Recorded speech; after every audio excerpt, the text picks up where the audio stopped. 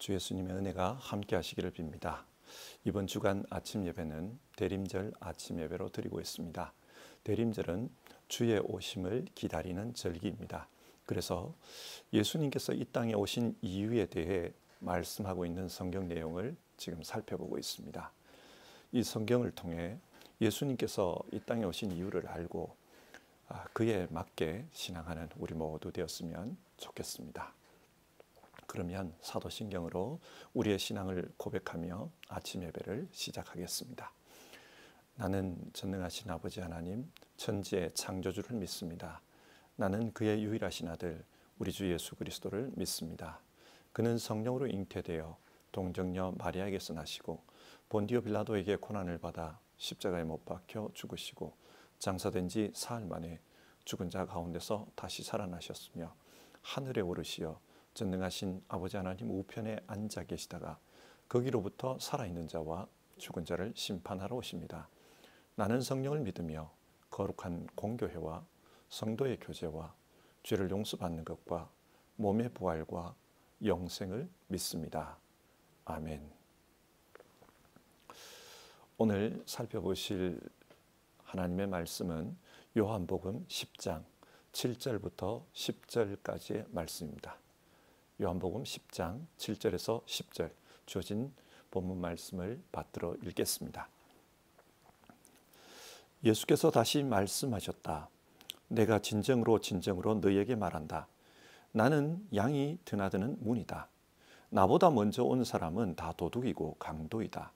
그래서 양들이 그들의 말을 듣지 않았다. 나는 문이다. 누구든지 나를 통하여 들어오면 구원을 얻고 드나들면서 꼴을 얻을 것이다. 도둑은 다만 훔치고 죽이고 파괴하려고 오는 것뿐이다. 나는 양들이 생명을 얻고 또 더 넘치게 얻게 하려고 왔다. 아멘. 오늘 성경은 우리 인간을 양에 비유합니다. 인간을 양에 비유하는 이유는 양은 약한 동물이기 때문입니다. 몇 가지 예를 가지고 생각해 보면 우선 양은 눈이 어두워 어디로 가야 할지 갈 길을 잘 알지 못합니다. 그래서 쉽게 길을 잃습니다.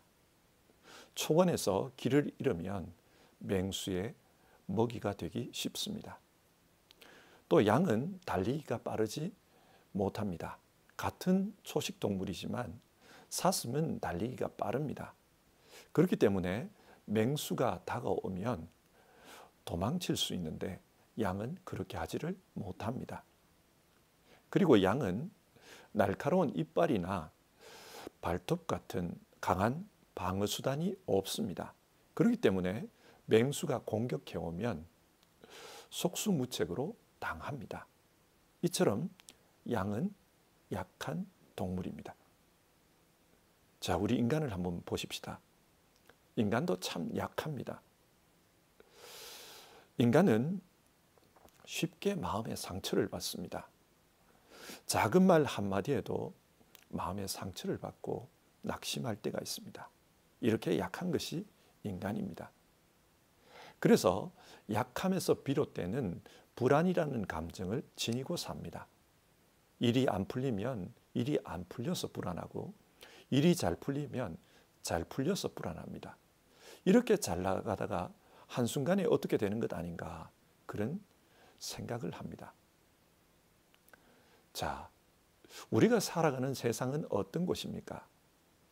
성경은 마귀가 우는 사자와 같이 삼킬자를 찾고 다닌다 그렇게 말씀합니다.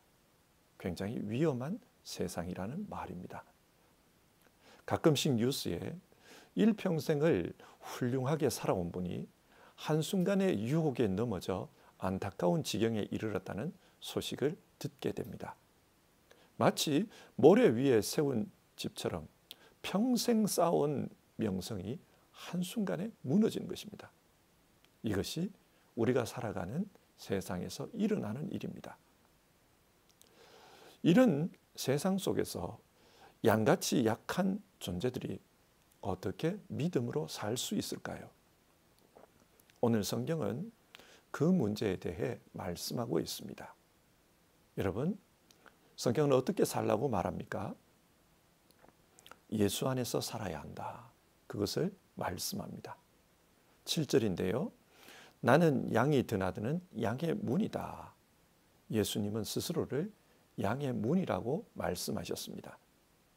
이 말씀을 이해하기 위해서는 당시 유목민들의 삶을 생각해 볼 필요가 있습니다.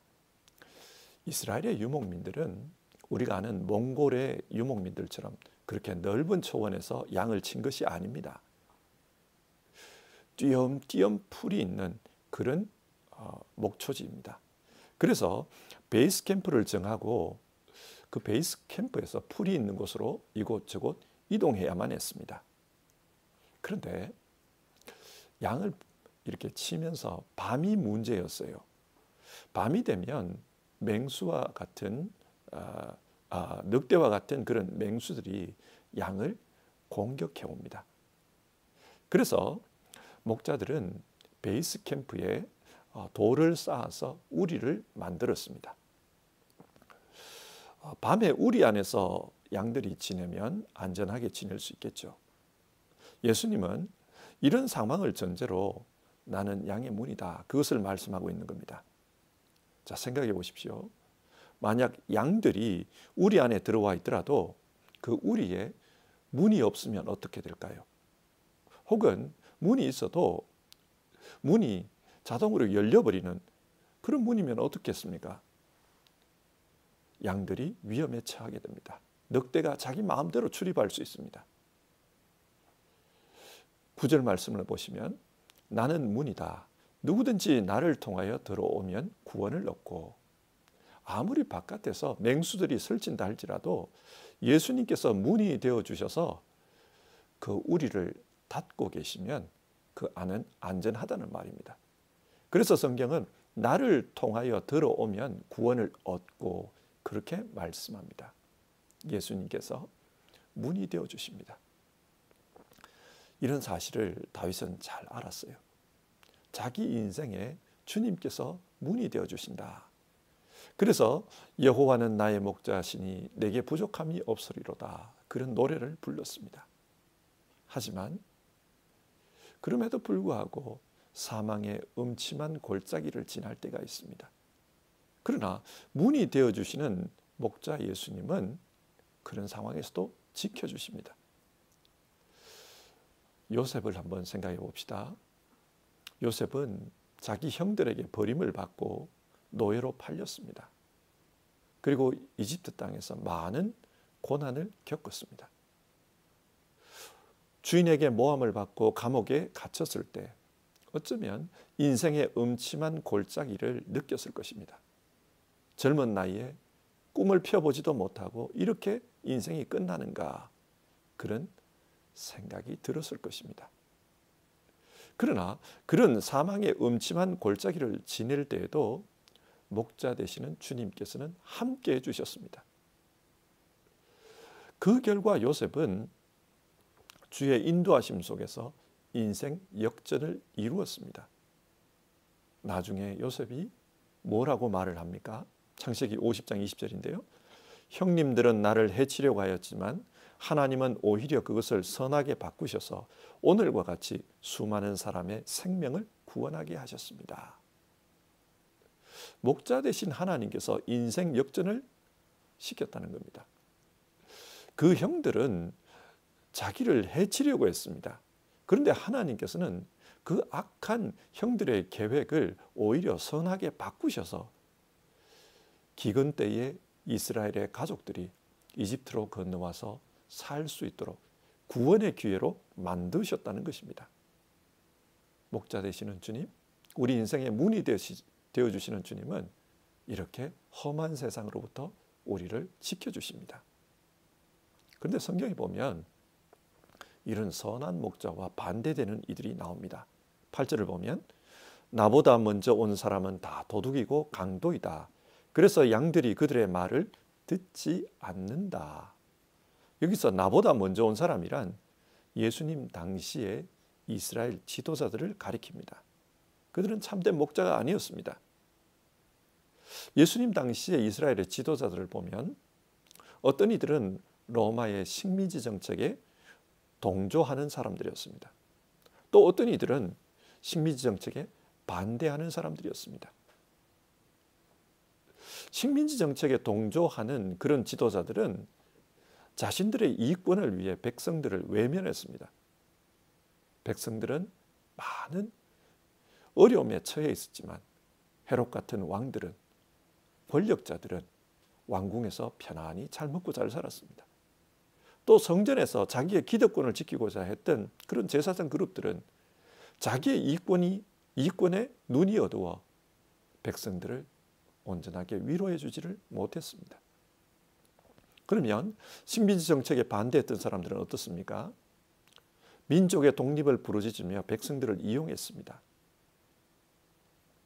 열혈당 사람들은 무장투쟁에 나서야 한다. 그렇게 백성을 선동해서 폭력을 휘두르게 만들었습니다.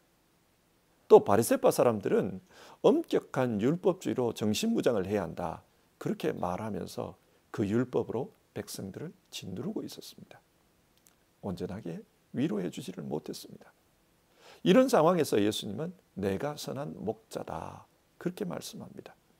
그리고 다른 이들은 도둑이라고 말합니다. 선한 목자와 도둑을 구별하는 방법은 선한 목자는 양을 위해 자기 목숨을 버립니다. 그러나 도둑은 양을 아끼지 않습니다. 단지 양들로부터 얻을 수 있는 그 유익에만 관심이 있습니다. 그래서 10절을 보면 도둑은 다만 훔치고 죽이고 파괴하려고 오는 것뿐이다. 그렇게 말씀합니다. 하지만 예수님은 양들을 위해 자기 목숨을 버립니다.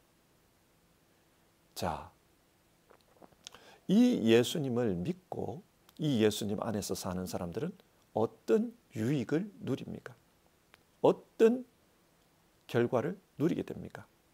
10절, 나는 양들이 생명을 얻고, 우리에게 영원한 생명을 주시기 위해서 주님은 이 땅에 오셨습니다. 그래서 예수님 안에 있으면 구원을 얻게 됩니다. 양들이 우리 안에 있을 때 자신의 생명을 보호받고 생명을 구원할 수 있듯이 우리는 예수님 안에 있을 때 영원한 생명을 얻을 수 있습니다. 이것을 기억해야 합니다. 주님은 이것을 위해서, 우리에게 영원한 생명을 주시기 위해서 오셨습니다. 또 예수님 안에 있으면 어떤 유익이 있습니까? 9절, 드나들면서 꼴을 얻는다. 주님이 주시는 생명의 양식을 먹는다는 것입니다. 그러면서 10절, 양들이 생명을 얻고 또 더 넘치게 얻게 하려고 왔다. 우리는 예수님 안에 있으면서 구원을 얻을 뿐만 아니라 또 더 넘치는 것을 얻을 수 있다고 합니다. 여러분, 여기서 말하는 더 넘치는 것이 무엇을 의미합니까? 앞에서 우리가 얻는 구원을 양의 문 안에 있는 것, 예수 안에 있는 것, 그렇게 말씀했습니다. 우리의 구원은 예수 안에 있는 것, 즉 예수님과의 관계의 문제입니다. 관계라는 것은 고정된 것이 아닙니다. 발전할 수도 있고 퇴보할 수도 있습니다. 그렇지 않습니까? 친구 간의 관계가 더 깊어질 수도 있고 소원해질 수도 있습니다. 그처럼 예수님과의 관계도 그러합니다. 예수님과의 관계가 더 깊어지면 깊어질수록 풍성한 것을 얻게 됩니다. 에베소서 4장 13절은 이 풍성함을 이렇게 말합니다. 우리 모두가 하나님의 아들을 믿는 일과 아는 일에 하나가 되고 온전한 사람이 되어 그리스도의 충만하심의 경지에까지 다다르게 됩니다. 예수님 안에 있음으로써 구원 외에 얻게 되는 풍성함이란 그리스도의 충만하심의 경지에까지 성장하는 것입니다. 예수 닮은 사람으로서 점점 예수님을 닮아 성장합니다. 예수님의 제자들을 한번 생각해 보십시오. 예수님의 제자들은 예수님이 십자가에 달리기 전 우리 중에 누가 어뜸인가 그런 문제로 서로 싸웠습니다. 주님께서는 십자가를 향해서 가고 계시는데 그 순간에도 자신들의 욕심이 우선이었습니다. 그래서 우리 중에 누가 으뜸인가, 주의 나라가 임하면 누가 가장 높은 자리를 차지할 것인가, 그것으로 싸우고 있었습니다. 그들은 욕망의 사람이었습니다. 주님을 믿고 따르면서 예수님으로 말미암아 성공하는 데에 눈이 멀었던 사람입니다. 그러나 그런 제자들에게 성령님께서 찾아오십니다. 그리고 그들 안에 계시면서 그 삶을 지키시고 인도해 주십니다. 그러니까 어떻게 됩니까? 제자들의 삶이 변화됩니다.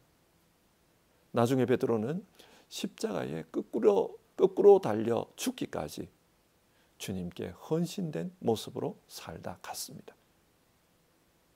그는 예수님처럼 십자가를 지는 그런 삶을 살았습니다. 주님을 닮은 모습이었습니다. 또 우레의 아들이라고 불렸던 성질급한 요한은 사랑의 사도가 되었습니다. 사랑하는 자들아, 우리가 서로 사랑하자. 그 삶의 변화가 일어났습니다. 그래서 성도들은 그런 사도들을 보며 믿음이 무엇인지를 배울 수 있었습니다. 하나님은 우리에게도 이런 변화가 일어나기를 원하십니다.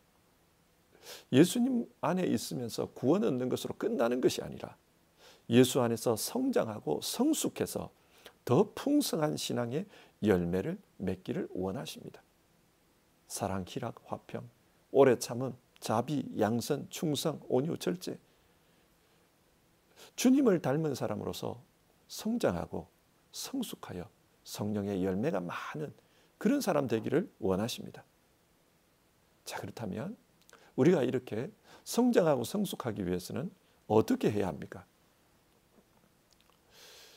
주님과 관계가 깊어져야 합니다. 10장 3절을 보면 양들은 목자의 목소리를 안다라는 말이 나옵니다. 예수님 당시 유대 목자들은 그렇게 많은 수의 양무리를 소유했던 것이 아닙니다. 작은 수를 소유했습니다. 그렇기 때문에 그 양들 한 마리 한 마리에게 이름을 붙여주었다고 합니다. 마치 오늘날 우리가 반려견을 기르면서 이름을 붙이고 또 정을 주는 것처럼 그렇게 양을 길렀다는 것입니다. 그렇기 때문에 양들은 그 목자의 목소리를 압니다. 그래서 그 목소리를 듣고 따라갑니다. 거짓 목자의 목소리는 따라가지가 않습니다. 이것이 무엇을 의미합니까? 우리가 예수 안에서 영적으로 성숙하고 성장하기 위해서는 주님과의 1:1 관계가 깊어져야 한다는 사실입니다. 예수님은 군중들 앞에서 설교하실 때도 있었지만 많은 경우 1:1 만남을 통해 사역을 하셨습니다. 니고데모를 보십시오. 1:1로 만나서 영생이 뭔지 그것에 대해서 가르치십니다. 요한복음 4장에 나오는 수가성 여인을 생각해 보십시오. 그 사마리아 여인과도 1:1 만남을 통해 대화를 통해 그에게 영생의 길을 전해주셨습니다. 세리장 삭개오도 예수님과의 1:1 관계를 통해서 그 삶이 변화되는 것을 볼 수 있습니다. 이처럼 우리가 예수님과 1:1 관계에서 친밀해질 때, 인격적으로 깊어질 때, 그때 우리는 성장하고 성숙할 수 있습니다. 예수님은 우리에게 영생을 주시기 위해 또 그 영생과 더불어서 우리가 충만한 삶을 살게 하시기 위해 이 땅에 오셨습니다. 자, 오늘 말씀을 정리해 봅시다. 우리는 이번 주 대림절 아침 예배를 통해서 예수님은 왜 이 땅에 오셨는가 그 주제로 말씀을 나눴습니다. 첫째 날 나눈 말씀은 예수님은 이 땅에 주님의 은혜의 해를 선포하기 위해서 오셨다. 그렇게 말씀 나눴습니다. 은혜의 해는 영적 희년입니다. 우리에게 회복의 삶을 위해서 이곳에 오셨다는 것입니다. 둘째 날 나눈 말씀은 나는 의인을 부르러 온 것이 아니라 죄인을 부르러 왔다. 그 말씀을 나누었습니다. 주님께서 우리에게 회복시키고자 하셨던 것이 무엇일까요? 주님은 우리의 죄인됨을 아십니다. 그래서 죄인이 변하여서 원래 하나님의 자녀, 하나님의 형상으로서의 자리로 돌아가는 것, 그것을 원하셨습니다. 우리의 실존을, 인간 실존을 회복하기 위해 오신 것입니다. 죄인으로 살면 죄의 삭은 사망이요, 결국 사망의 권세 아래 살다 사망으로 끝나게 됩니다. 사망의 권세 아래 살면 소망이 없습니다. 이렇게 성공하든 저렇게 성공하든 어떻게 살아도 마지막은 사망이기 때문입니다. 그런 우리를 주님은 회복하러 오셨습니다. 그리고 우리에게 인생의 소망을 주십니다. 어떤 소망입니까? 이 땅에서 살다 죽더라도 영원한 생명이 주어질 것이다. 생명의 소망을 주셨습니다. 셋째 날 말씀은 나는 섬김을 받으러 온 것이 아니라 섬기러 왔다. 그렇게 말씀했습니다. 여러분, 예수님은 우리에게 영생의 소망을 주시기 위해 어떤 일을 하십니까? 섬기는 삶을 사셨습니다. 우리에게 영생의 소망을 주시기 위해 자기 목숨으로 값을 치렀습니다. 그리고 오늘 넷째 날 말씀, 예수님은 우리에게 영생을 주실 뿐만 아니라 우리의 이 삶에 있어서 더욱 넘치게 하시기 위해, 충만하게 하시기 위해 오셨다고 합니다. 우리가 예수 믿고 구원 얻는 것으로 끝나는 것이 아니라 그것을 넘어서서 예수 닮은 사람, 그래서 예수님을 닮은 모습으로 성장하고 성숙해서 충만한, 성령 충만한 삶을 살게 하기 위해서 오셨다. 성경 그렇게 말씀합니다. 자, 예수님은 회복을 위해 오셨습니다. 그래서 우리를, 죄인된 우리를 하나님의 자녀로 회복해 주셨습니다. 그리고 그 회복의 삶을 위해서 예수님은 우리를 섬겨 주셨습니다. 자기 생명으로 섬겨 주셨습니다. 그리고 섬김을 통해 우리로 하여금 영생을 얻을 뿐만 아니라 성장하고 성숙하게 해주셨습니다. 주님은 이 일을 위해 오셨습니다. 여러분, 우리가 이것을 알았다면 이제는 어떻게 해야 할까요? 어떻게 살아야 할까요? 성탄절을 앞두고, 주님이 오신 것을 기념하는 이 성탄절을 앞두고 우리에게 회복의 삶을 주러 오신 그 주님을 생각하며 지금 내가 회복해야 될 것이 무엇인가, 그것을 생각합시다. 코로나 3년 동안 신앙에 있어서, 또 우리의 교회 생활에 있어서 또 우리가 회복해야 될 것이 없는가 한번 살펴봤으면 좋겠습니다.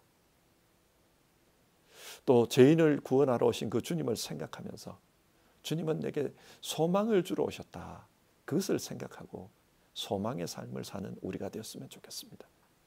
뿐만 아니라 우리를 섬기러 오신 그 주님을 본받아 우리도 이 땅에서 누군가에게 생명의 역사를 전하기 위해 섬기는 삶을 살았으면 좋겠습니다. 그리고 이 땅에서 성장하고 성숙해서 성령의 충만한 열매를 맺어 예수님 닮은 삶을 사는 우리 모두가 되기를 힘써 봤으면 좋겠습니다. 예수님은 역사의 새로운 시작이었습니다. 예수님이 태어나심으로 구약은 끝나고 신약이 시작되었습니다. 그처럼 예수님이 오신 이 성탄절을 통해 우리의 삶도 새롭게 시작될 수 있기를 바랍니다. 영적 회복의 삶, 소망의 삶, 섬김의 삶, 성장하고 성숙하는 삶으로 우리 모두 새롭게 되기를 바랍니다. 같이 기도하겠습니다. 하나님, 오늘 아침 말씀을 통해 예수님께서 이 땅에 오신 이유에 대해 생각해 보았습니다.